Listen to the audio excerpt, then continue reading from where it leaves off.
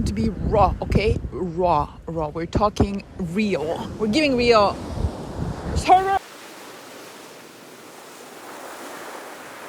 Okay, I don't know if it's too far, but I wanted this time to have like space because I have a lot of emotion and I feel like I need to be moving in this one and walking and doing things. This is kind of disgusting. And I know there's going to be only one take because this emotion is not going to repeat itself. I am tired of being in a rut. As I've mentioned in my first video, I don't know. Okay, I'll start telling a story about the little dance class that I went to. It's a house class and the teacher is mega cool. She's like super spiritual and she's like, well, trust your body, play. She like focuses more on play rather than on technique or structure, and she gives like a vague structure to play with, but you can do whatever you want. She just tells you trust your body, trust whatever feels nice and natural. And I went to this first class and I've been having so many personal problems about trusting myself and about choosing what's my next step in life and what do I want to do. And I was really emotional that day. It was one day before my period and I went to the class and then we were like learning and I was so in my head, like I couldn't let it go at all. Like I couldn't just trust myself and dance. I was the structure. There's like a lot of feet movements in house and I cannot recognize them. My body cannot repeat them easily and I start stressing out about it. And then she just like put us in a line when we were about to go across the room, like with certain movements, and she was like, stop looking at others, trust yourself. I see many of you looking at others people's feet, but it's okay, don't, like, trust yourself. You know the rhythm is within you, you have it inside of you. Just trust and do whatever you can. Like, and I swear I almost like broke down there and then because I don't know, this is exactly what I needed to hear. And also it was so difficult to trust myself. I was looking for some external validation in the bodies of others, in the feet of others, of how to move and how to do this thing. And I was literally like, my tears, when they come like right up here, like where they're like about to get out. And I was just trying to hold on to them and not break down in the class. And after the class, I went and cried on the bench. The next class I came to, she said that I was much freer, but I still felt like it was so difficult to let go fully. Like whenever I would be dancing, like I feel like my feet and my arms are like tied, as if they are frozen, as if they are controlled by some like magical, like the blood bending in Avatar Aang. It felt like that. Like I can't, like I'm blocked, and it all comes from my head, and there's so much tension in my head too. And I think the same exact thing happens when I create art. Like I want to trust myself and I have this urge and I love dancing and I love creating, but my arms, my feet, my body feels like it's being controlled by someone else. Like scary, it's hard. And I've been trying to learn to trust myself. And you know what? I realized at that dance class, after I had that huge release with tears after the first class, that I cannot remove my overthinking by overthinking.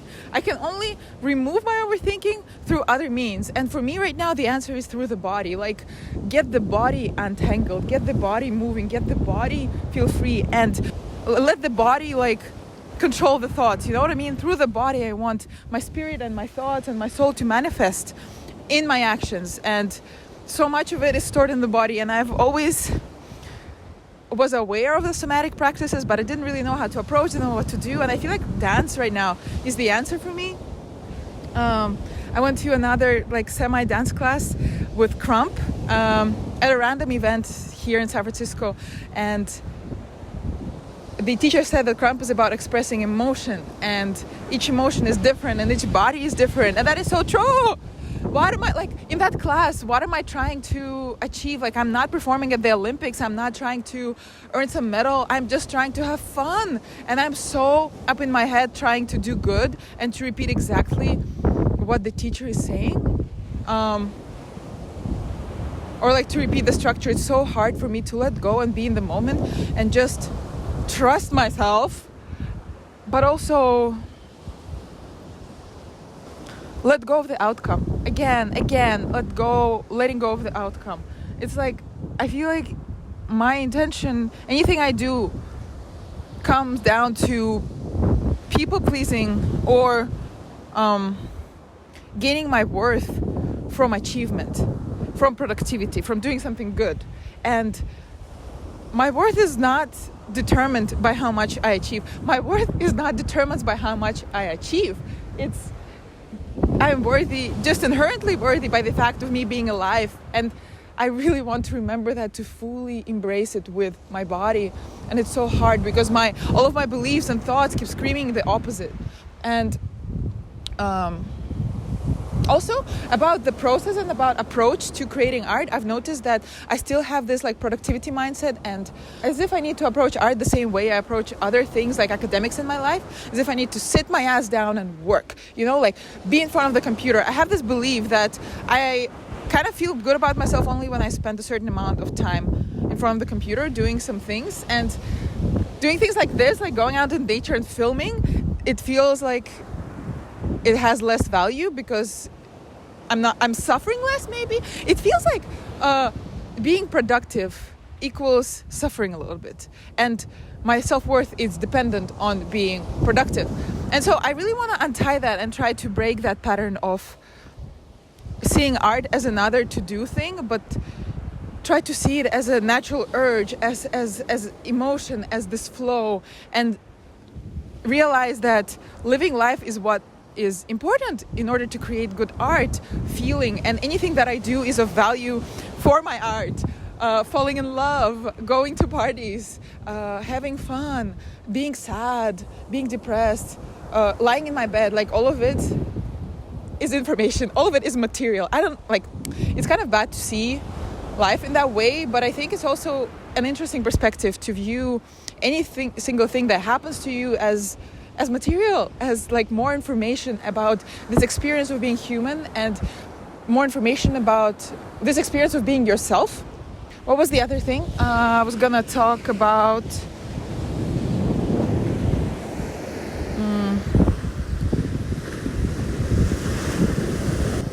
Oh yes, and the teacher also mentioned, she's like, it's good to have a balance of structure and playfulness in your process, because she provides structure in her classes, but also she allows for that playfulness, and that the mix of both, the mix of being rigid and training some things, developing the skill, but also being able to let go of that and just have fun, play with it, as I said many times. Yeah, and I've been also reading Creative Act by Rick Rubin. It's a big book, so I've only been like half through it. Oops. Okay, I realized that half of me wasn't in the camera some of the times, but you'll have to bear with it because I'm not recording the second time, because I want the emotion to be raw, okay? Raw. We're talking real. We're giving real. It's hurting. Anyway, what else? Yeah, I've been just really going through it these days. Really going through it. A lot of instability in my life, and I've been working on the doc. I don't know if I'll post it before I post this video or after, but it feels very true and natural to myself. But something is still stopping me. But I'm trying to just be accepting and just do not hate myself.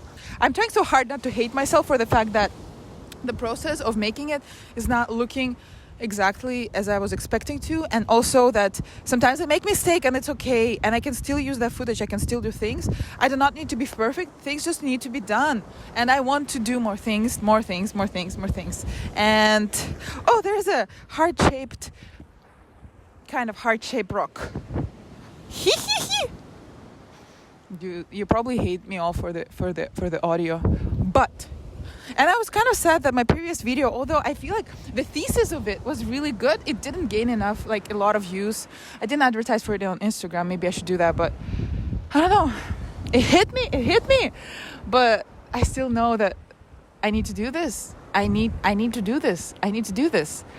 And I want to rant to the camera because so many of you have been writing to me and saying that they feel the same. And I don't care if it doesn't have structure. I don't care if it doesn't have a thesis or an argument, or that you do not see half of my head, half of the videos. I'm doing this for myself and to document my journey and to see all the range of emotions that come with making art, because it's such a vulnerable process. And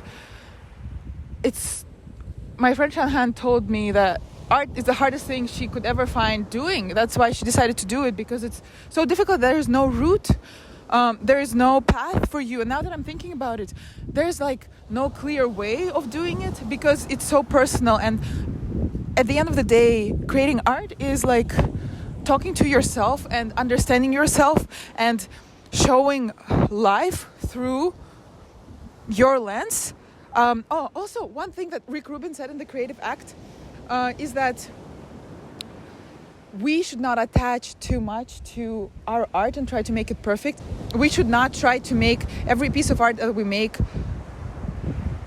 as if it defines us. It's just like a diary entry, he said. And I really like that approach, because you have to solidify this version of yourself, this version of who you are and as an artist, as a person, what you feel, what you think, in some kind of thing, project, form, and move on. And the value of that deliverable, of that piece, is not assessed by how good, how endless, how timeless it is, but how true you were to yourself. And just the fact of it existing is enough. Just that, as the fact of us existing is enough. And I like that approach to art as a diary entry. Like, it's just a way to consolidate ourselves in that particular time of life and hope that other people resonate. But he kind of claims that the main audience shouldn't be anyone but you, and you shouldn't try to please anyone with your art. That's kind of a basic thought, and we all know it, but I like this framing that the main audience is you, and if you don't like it, you probably are not doing true art. You're not doing the art that you need to be doing at the moment, and that you need to be liking it at the end. And sometimes the process is not linear, and sometimes we don't like our art, but I think it makes sense to try to make it to the point of us liking it, us enjoying it, and that is what matters. It doesn't matter what other people say, because that is the only way to develop the skill to move forward and to learn how to express what you feel and to capture that essence in art. I don't know if any of this makes sense, and I don't know what to finish with. Here are some of the things that have been inspiring me. Some people are coming. I've been too crazy here. I hope anyone sees this. I don't know.